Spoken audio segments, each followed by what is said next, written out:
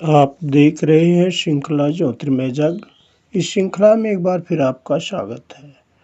दर्शकों, दुर्गा अष्टमी, दुर्गा नवरात्र कहा जाए या महिषासुर शहादत दिवस, इस चैत्र रामनवमी को किसके नाम किया जाए? राम अपने जन्म का दावा ठोक आधम के हैं।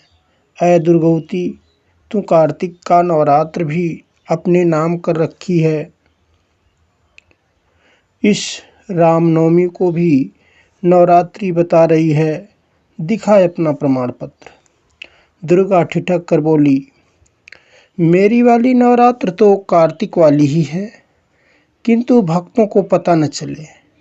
इधर चैत वाले पर तू दावा कर रहा, उधर कार्तिक में कुछ विरोधी महिषासुर दिवस मना रहे हैं। यूँ तो मैं कहीं की न बचूंगी, तू है ही ऐसी मायावी। राम बोले, कार्तिक वाली नवरात्रि ही कहाँ तेरी है? महिषासुर को तो स्कंद भगवान ने मारा था। तू कहाँ से इस घटना के बीच में घुस गई? उस समय मैं भक्त के रूप में दुर्गा के पास ही था। पंडित जी के अधिक पारिश्रमिक की मांग करते हुए दुर्गा पाठ छोड़ देने पर मैं दुर्गा सप्तशती खरीदी थी। नवरात्र में प्रति सुबह पाठ करता था।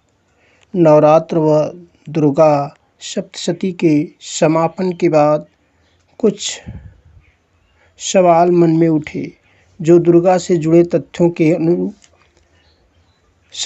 की ओर प्रेरित किए। फिर इस अनुसंधान में मैं दुर्गा से दूर होता चला गया। दुर्गा से जुड़े हुए प्रश्न थे।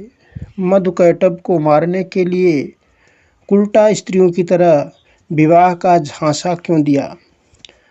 जिसकी इच्छा मात्र से सब संभव व असंभव सिद्ध हो जाए, उसे 8 हाथ और शस्त्रों की क्या जरूरत?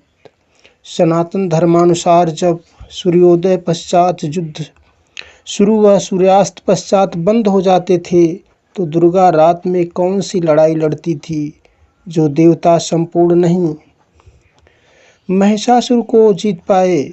उन्हीं के अंशों से विजय कैसे संभव हुई? एक ही व्यक्ति से संपूर्ण शरीर का निर्माण हो जाता है, तो ये तमाम देवताओं के अंश से दुर्गा के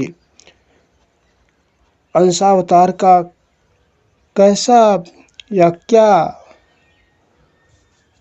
है? दुर्गा किसकी पुत्री थी? देवताओं की या कंस के हाथ से छूटी नंद की कन्या? इन्हीं प्रश्नों के उत्तर के शोध के सिलसिले में मुझे एक नई जानकारी मिली है कि महाभारत ग्रंथ में, एक ही ग्रंथ में महिषासुर के 2 हत्यारे हैं। महाभारत के द्वितीय खंड के मार्कंडेय समास्या पर्व के 231वें अध्याय में महिषासुर को मारने वाला स्कंद अर्थात कार्तिकेय को बताया गया है। साक्ष्य के तौर पर इस पेज की स्क्रीनशॉट को आप इस स्क्रीन पर देख सकते हैं। यह श्लोक इस प्रकार है।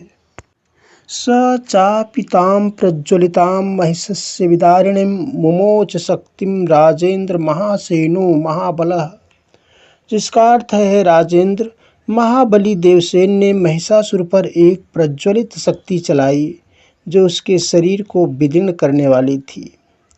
दूसरा श्लोक है, सा मुक्ताभ्यहरत तस्य महिषस्य शिरो महत् पपात भिन्नु शिरसि महिषा त्यक्तः जीवितः। इसका अर्थ है, कुमार के हाथ से छूटते ही, यानी कुमार कार्तिकेय के हाथ से छूटते ही या कुमार स्कंद के हाथ से छूटते ही शक्ति ने महिषासुर के महान मस्तक को काट गिराया। सिर के कट जाने पर महिषासुर प्राण शून्य होकर पृथ्वी पर गिर पड़ा। महाभारत के इसी खंड के विराट पर्व के 6ठे अध्याय में दुर्गा को जदुकुल की देवी बताया गया है और वह दुर्गा ही महिषासुर मर्दिनी है। सामान्यतया प्रमाण के रूप में पेज की स्क्रीनशॉट को आप स्क्रीन पर देख सकते हैं। एक श्लोक इस प्रकार है। तेन त्वम् अस्तूयसे देवी त्रिदशई पूज्यसे अपि च त्रैलोक्यरक्षणार्थाय महिषासुरनाशिनी प्रसन्ना मे सुरश्रेष्ठे दयां कुरु शिवा भव। इस श्लोक का अर्थ है, देवी, इसीलिए संपूर्ण देवता तुम्हारी पूजा और स्तुति भी करते हैं। तीनों लोक की रक्षा के लिए महिषासुर का नाश करने वाली देवेश्वरी, मुझ पर प्रसन्न होकर दया करो, मेरे लिए कल्याणकारी हो जाओ। यह श्लोक दुर्गा की वंदना में, दुर्गा की जी की स्तुति में युधिष्ठिर जी कहते हैं। इसको विस्तार से महाभारत के निर्दिष्ट पेज पर पढ़ सकते हैं, जो खंड 2 में है और पूरा सर्ग ही है। यहाँ वीडियो लंबी न हो, कुछ श्लोक का वर्णन करके ही हम एक साक्ष्य आपके सामने दे करके विदा लेते हैं और आप अधिक जानकारी के लिए इस अंश का अध्ययन स्वयं करें। नमस्कार।